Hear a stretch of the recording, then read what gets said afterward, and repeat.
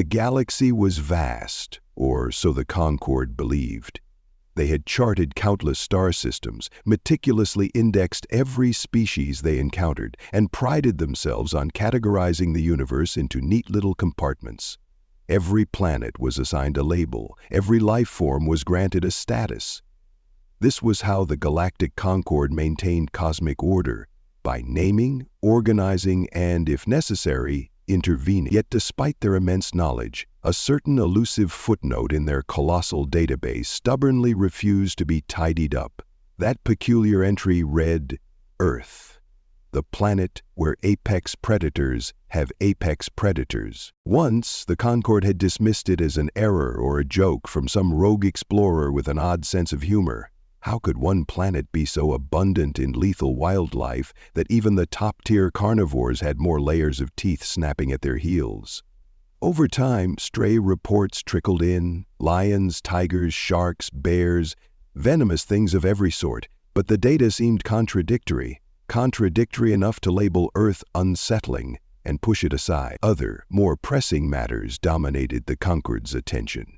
Earth was small, technologically behind, spinning quietly around an unremarkable star, that is, until humanity's progress forced the Concorde's hand. Small signals had begun radiating deeper into the galaxy. Primitive rockets soared above Earth's atmosphere, satellites clustered around the planet like iron filings around a magnet, and ground-based telescopes turned curious eyes toward the cosmic void. This was not a species that could remain ignored much longer. It was time for an official investigation with a specialized team to confirm whether the ancient note about Earth was accurate. After all, the Concorde's authority hinged on its classification of worlds, and an error might tarnish their reputation. In a shimmering docking bay on a major Concorde world, a specialized vessel stood ready. The craft boasted decorative fins and glowing energy conduits that pulsed along its hull, humming with confident superiority. Boarding it was a team of experts hand-picked for this crucial Earth mission. Each member carried the weight of 1,000 successful operations. Mediations between warring species, first contact scenarios, ecological assessments of hostile planets. They were the best of the best, their skills honed to navigate anything the galaxy could hurl at them. Yet none of them had faced Earth. At the head of the team strode the leader, tall and imposing, exoskeleton gleaming black like polished obsidian. They possessed an air of methodical command, preferring strict protocols and precise data to guesswork. Next came the reconnaissance expert, whose hardened shell and stoic demeanor had served them in the farthest, most dangerous corners of the galaxy. There was the senior scientist, a willowy figure with translucent skin and a habit of meticulously recording every observation in real time. And finally, the diplomat, known for forging alliances under the tensest negotiations, who believed that all conflict could be pacified by polite conversation. Given enough patience and the right protocols, they departed with a solemn directive: reach Earth, assess the planet's life forms, particularly humanity, then determine if the threat or potential was grave enough to warrant immediate action.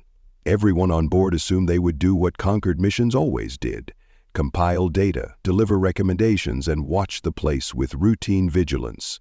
None of them anticipated that Earth's unorthodox nature would unravel their usual composure. Moments after slipping from hyperspace, the ship glided into Earth's orbit. Its stealth field flickered on, rendering it virtually invisible to the planet's technology, which was indeed primitive by Concorde standards. Below them swirled blues and greens of oceans and continents, patches of swirling white clouds. While scanning for an ideal landing spot, the team was puzzled by the array of transmissions saturating the electromagnetic spectrum. Bizarre radio programs, relentless internet traffic, countless signals that revealed a busy, talkative species. Finding an uninhabited region in the northern hemisphere, they descended into a dense forest under cover of night. Towering trees loomed overhead, an ecosystem alive with insects and night creatures. The vessel's advanced technology settled quietly, adjusting for Earth's gravity. They emerged, stepping onto grass and leaf litter, expecting some hushed reverence from nature itself. Instead, they found darkness, the occasional rustle of animals, and the general sense of a place that had no particular care for interstellar visitors. They set up preliminary scanning devices, fanning out under the watchful guidance of the leader. The first sign that Earth might live up to its label came in the form of a low growl from the undergrowth. The senior scientist's translucent skin flashed with alarm. They whirled, shining their multi-spectrum handheld scanner on a bulky shape among the trees. At first, all they perceived were coarse fur and two glowing eyes. On a more docile planet, an animal might be startled and run off, but this creature stood firm. The translator in the scientist's gear chirped. "Grizzly bear, adult, approximate mass 360 kilograms, it offered helpfully. Data from the centuries-old archives clarified that a bear was a formidable predator. The scientist, with a polite bow and the push of a button, said through the translator, "Greetings, apex predator. We come in peace." The bear chuffed, revealing enormous teeth. It did not come in peace. With a speed belied by its lumbering frame, it charged. The scientist yelled, stumbling back. The reconnaissance expert rushed forward to help, brandishing a device meant to repel dangerous fauna. Yet the device's high-pitched whine did little to deter this beast. The bear swiped, claws scraping across the expert's exosuit, leaving ragged marks. It took a second frustrated swipe, then seemed to lose interest. Perhaps this glowing suit was too strange to eat. The bear rumbled off, leaving two quaking aliens behind. Shaken, the team regrouped by the vessel's ramp. The diplomat stared into the darkness, perplexed. That was only one animal. This planet clearly fosters bold, powerful creatures. And they roam freely? The leader's mandibles clicked as they considered. Indeed. So, humans must live in constant terror. Yet they've apparently colonized every corner of this world. How did they manage it without advanced weapons or planetary shields? None of them had a ready answer. Over the next hour, they attempted further data gathering, but found their equipment telling them the same story. Earth's wildlife was diverse, surprisingly aggressive, and often completely fearless. The reconnaissance expert found themselves cornered by a pair of wolves. Worse, a lone goose sent the entire team scurrying, its wings flapping and honk echoing through the trees. Every time the diplomat tried to speak through the translator, the goose hissed, advanced, and the aliens retreated deeper into the brush. The expert ended up tumbling into a shallow creek, flailing to keep their reconnaissance gear above water. Meanwhile, the goose waddled away, its victory over advanced galactic beings thoroughly secure. These repeated humiliations forced the group to reevaluate. If lesser predators already commanded so much territory, how did humans top this entire food chain? Retreating to the safety of their vessel for a debrief, the senior scientists concluded that humans might well live in specially protected enclaves, trembling behind great walls and advanced defense systems. Yet the archives and more recent transmissions suggested that humans roamed freely, capturing images of wilderness, hiking, even camping, as if they enjoyed confronting this environment. The notion was baffling. They eventually detected a cluster of human biosignatures a short distance away. The scanners identified minimal structures, a few tents, a fire pit, an automobile parked near a dirt road. Intriguing. The reconnaissance expert recommended silent observation. The diplomat agreed. So, under cover of night, the team crept closer, weaving between tree trunks. What they saw next made little sense. Humans in simple clothing lounged around a crackling fire. Smoke curled upward, carrying the scent of burning wood and sugar. One person clutched a stick, skewering a puffy white object.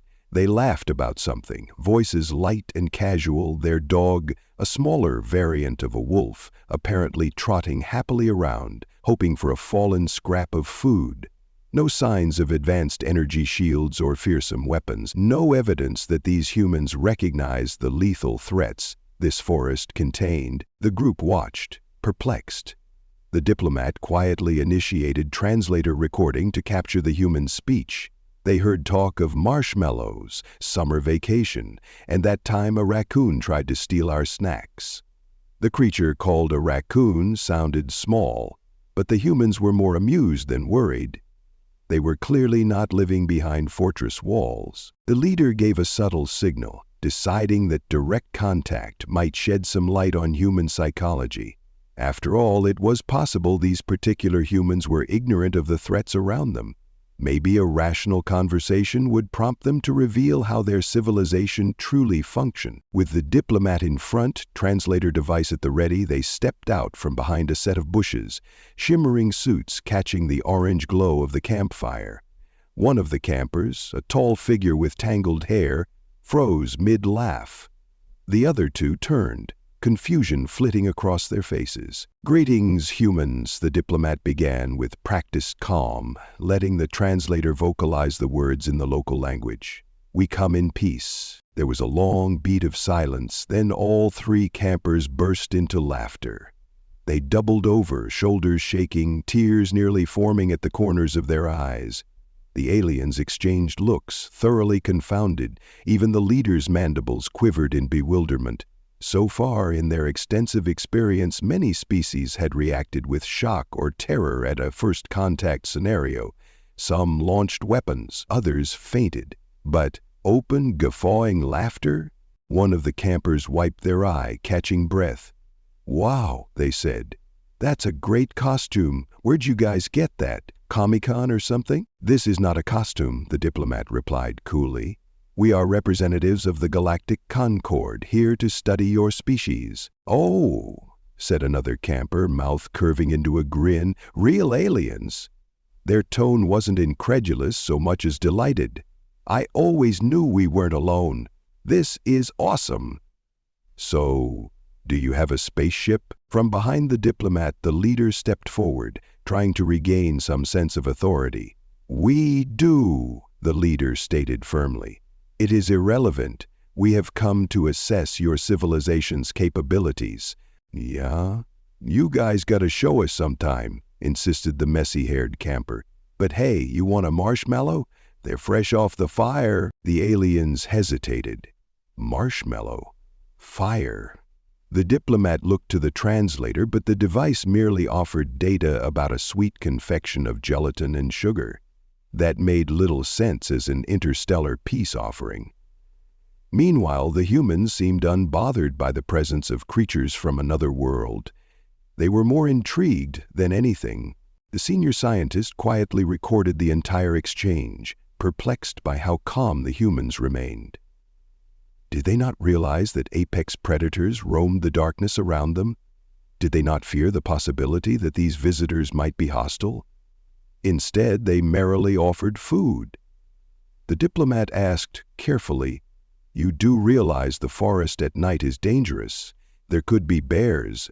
A chorus of chuckles rang out. One camper shrugged. "Bears? Yeah, they're around. But we've got our dog and we keep food in a locked container. We'll be fine." "And sharks," another teased. "Though, you know, the sharks are usually at the beach." All three laughed again. The reconnaissance expert, recalling the bear's earlier assault, felt a simmer of frustration. "Surely," they pressed, "you must have technology or advanced weaponry to protect yourselves." "Well, we have bear spray and stuff," the messy-haired camper admitted. "But if we see a bear, we'll just make noise or play dead or, hope we're not on the menu. It's part of the whole nature experience." The aliens could only stare. Nature experience? This sounded like deliberate acceptance of mortal danger for recreation. That was beyond illogical. It was pure chaos. The senior scientists cleared their throat. "Pardon me, but you do realize your planet hosts countless apex predators, wolves, bears, large cats, venomous reptiles." "And geese," added the reconnaissance expert, who still remembered the hissing wings of doom.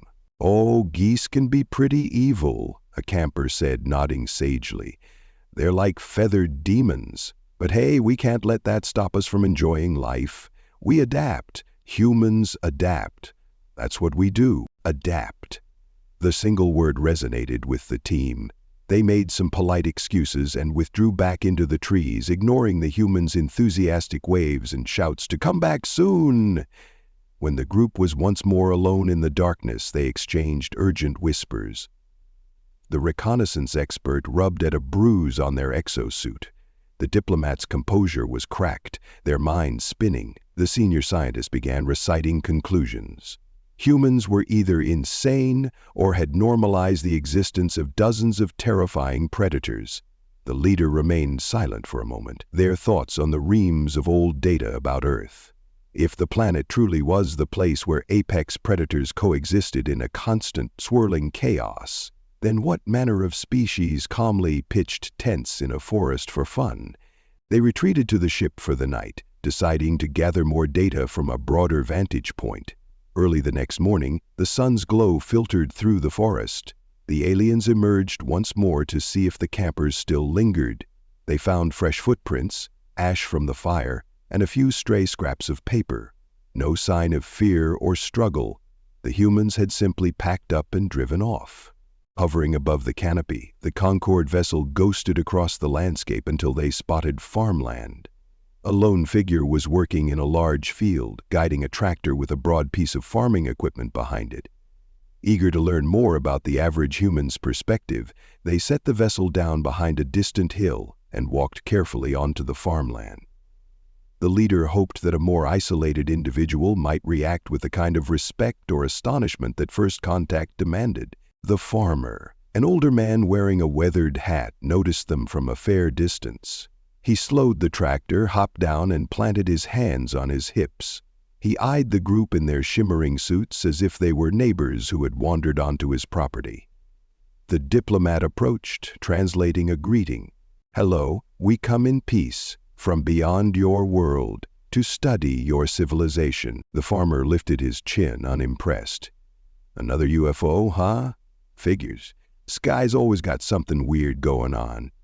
You want anything from me? Or are you just sightseeing?" "Sightseeing?" echoed the diplomat. "We are conducting an official assessment." "Uh-huh," drawled the farmer. "Well, unless you can fix my busted irrigation line, I got work to do." He climbed back on the tractor.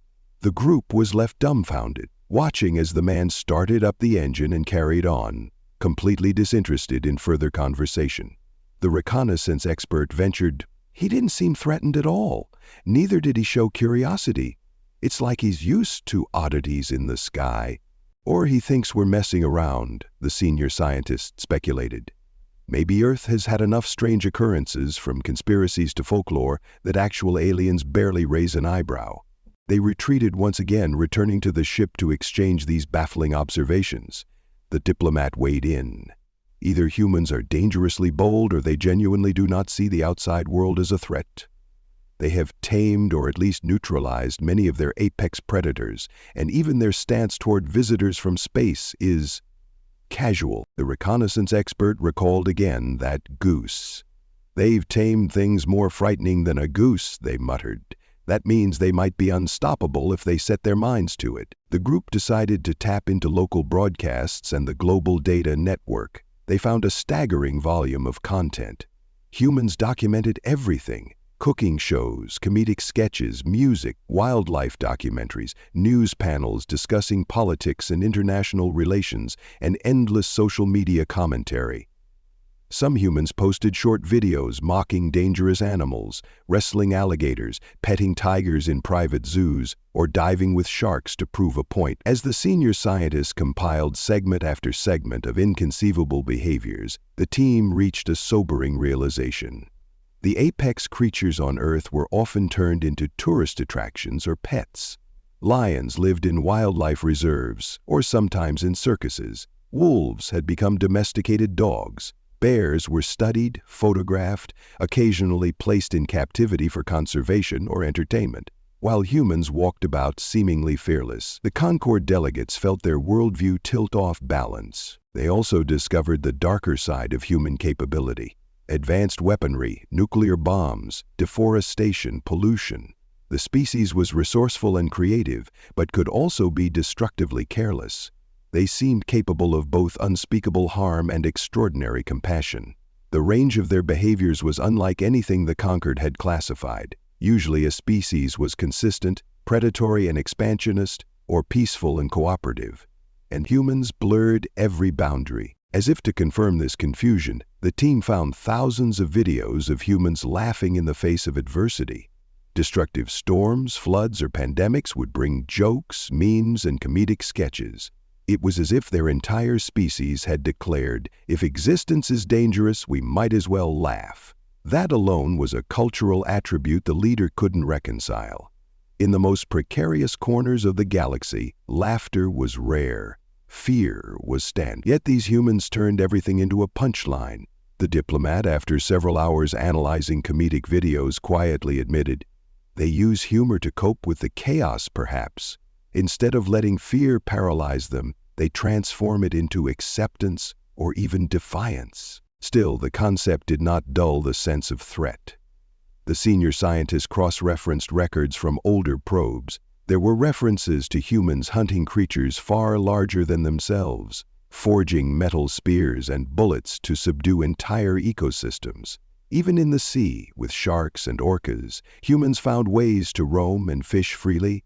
The galaxy had never encountered a species that conquered so many apex predators in so many domains. With technology that, while not advanced by conquered standards, was dangerously efficient and adaptable, humans had essentially seized control of land, air, and sea. The planet was still teeming with life, but humanity's hand visibly shaped everything. Faced with these revelations, the team convened a private meeting aboard the ship. They hovered a mile above farmland in stealth mode, scanning the surroundings while they discussed the next step. The leader paced the small command center, mandibles clicking in agitation. The diplomat looked up from a console that displayed infinite streams of human-generated content. The reconnaissance expert glowered at a readout of Earth's biodiversity. The senior scientist fussed over the precise language to include in the formal report. Eventually, the leader spoke. We must decide how to classify them. Are they an imminent threat, a potential ally, a candidate for assimilation into the conqueror? Our mission is to produce a recommendation. The reconnaissance expert tapped a shell plate. From a purely tactical standpoint, they're reckless. If they realize how large the galaxy is, they might expand or unleash chaos beyond their planet. They already disregard so many dangers here on Earth. The senior scientist added, but they also lack faster-than-light travel. They have nuclear power, yes, but no warp drives. They rely on chemical rockets for exploration. Realistically, it will be centuries before they can challenge the Concorde on a military footing. The diplomats shook their head. That doesn't negate the cultural risk. Suppose they develop advanced flight or starships. They'll bring that same unpredictability with them. Even now, they fling satellites and rovers out of their solar system, bit by bit, learning. They're a species that overcame countless apex predators. I doubt they'll fear the vacuum of space for long. The leader inhaled slowly, glancing out the viewing window. Our original data wasn't wrong. Earth is indeed a place where apex predators exist in bewildering abundance, yet humans outstrip them all. The question is, should the conquered intervene to guide them, or keep them at arm's length until they have technology worth negotiating with? A hush fell over the group. Their protocols suggested many options, including infiltration or subtle sabotage if a species was deemed too hazardous, but each of them could picture that camping trio, welcoming them with casual warmth, offering sweet lumps of sugar over a flame. That silly, unguarded hospitality had shaken their typical approach.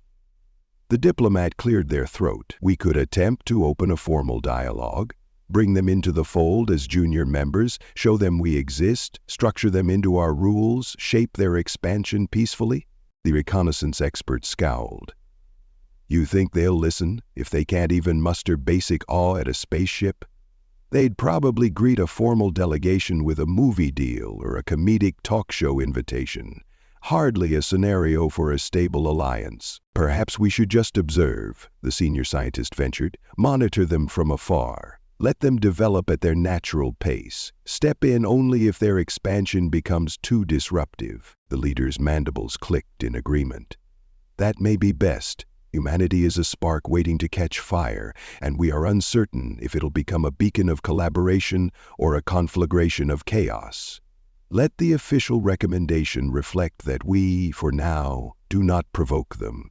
We maintain covert observation, and we remain ready to adapt if they lurch forward technologically. With that consensus, they move to finalize their field report, incorporating videos of humans teasing grizzly bears, taming wolves, training large cats, joking about near-death experiences, all with that unshakable sense of humor. They included notes on humans' unwavering curiosity, from backyard stargazers to city dwellers losing themselves in comedic banter over alien conspiracies. Despite advanced surveillance measures, the Concord team had found humanity frustratingly open, yet simultaneously opaque. No single explanation could account for the range of behaviors on Earth. If nothing else, the Concord was forced to respect the unpredictability on display. Securing the final touches on the data logs, they soared once again above the planet.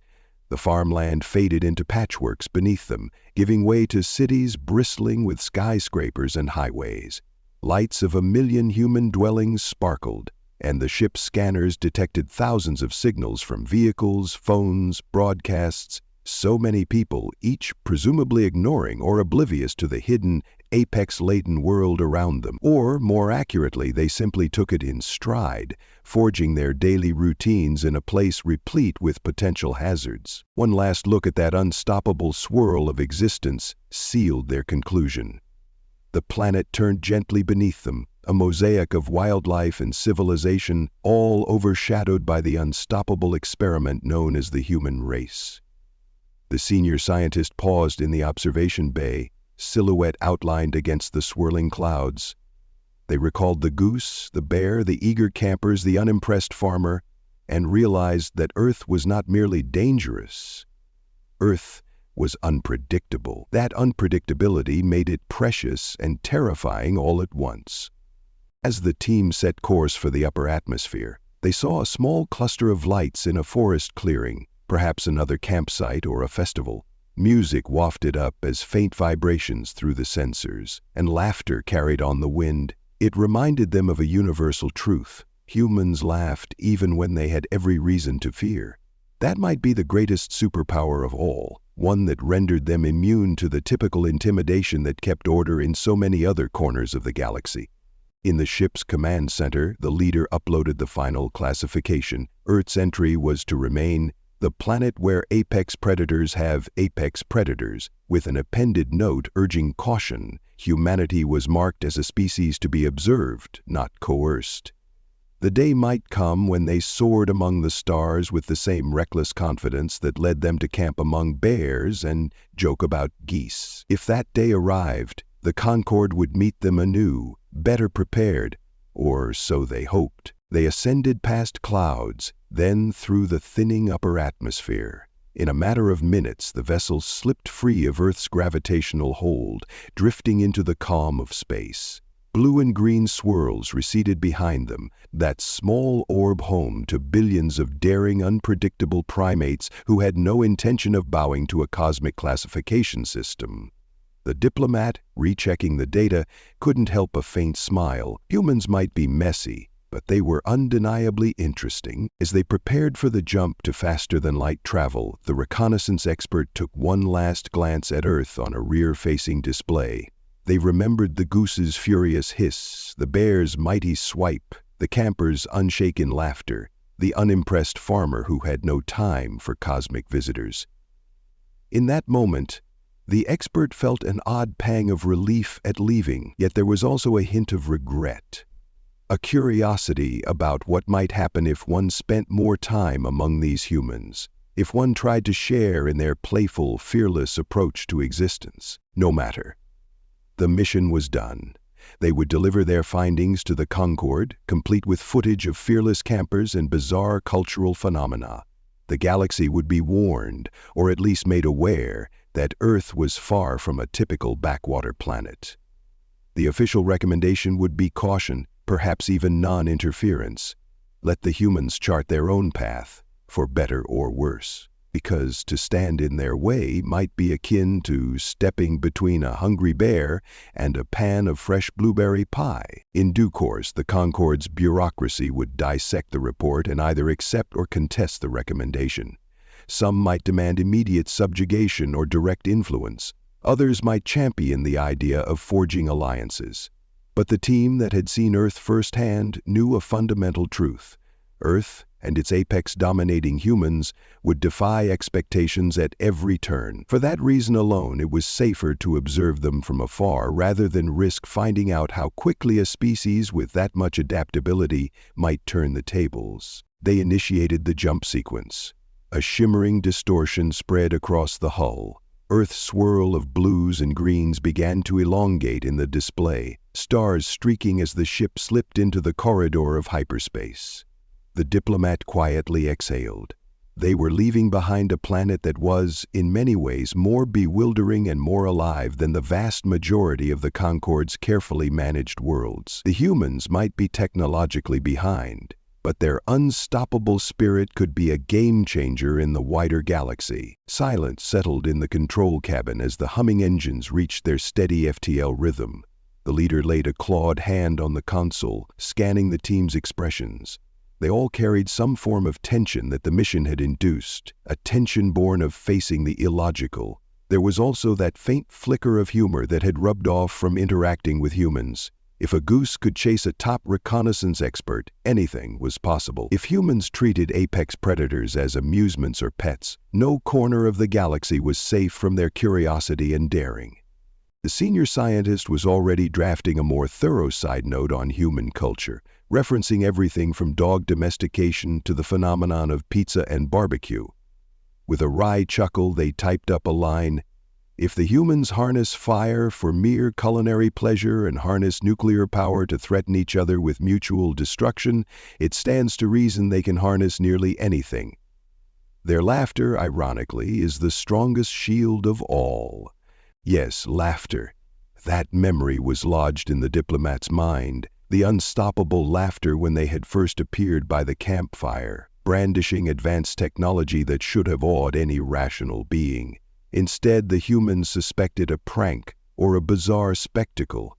Or maybe, in that moment, they decided to greet the unknown with joy rather than fear.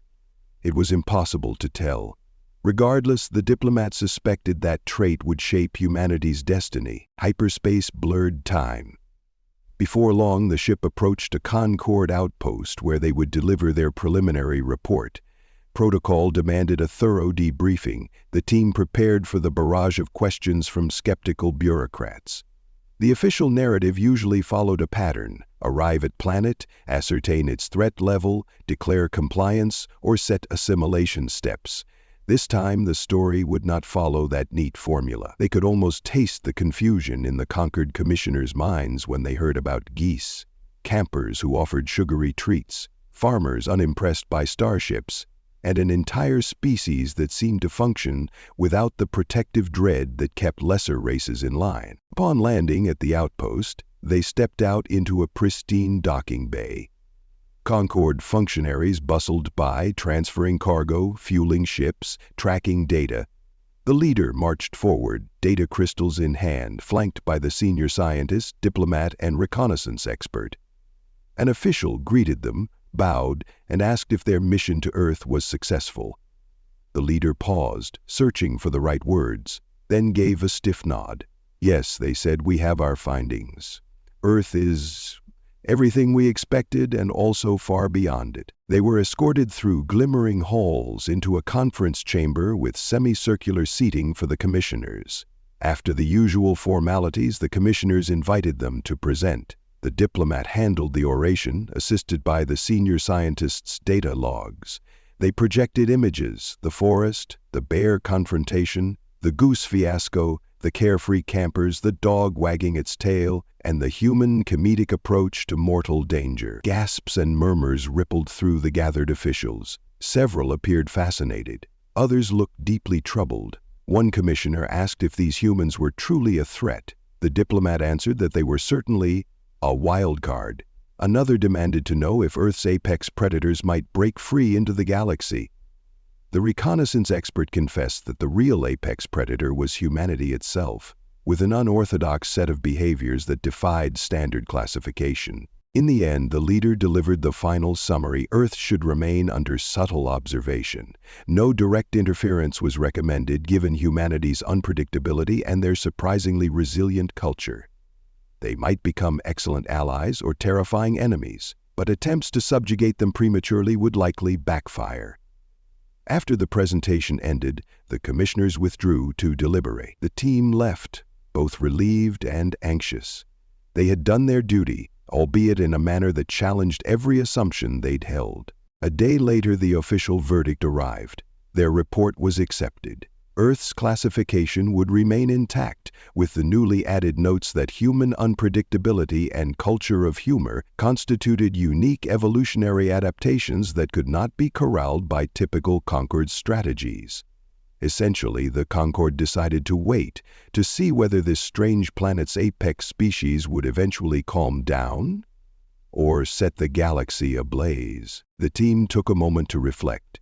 They had embarked on a mission expecting standard protocols and found themselves outmatched by a chaotic realm where geese and campers overshadowed their best preparations.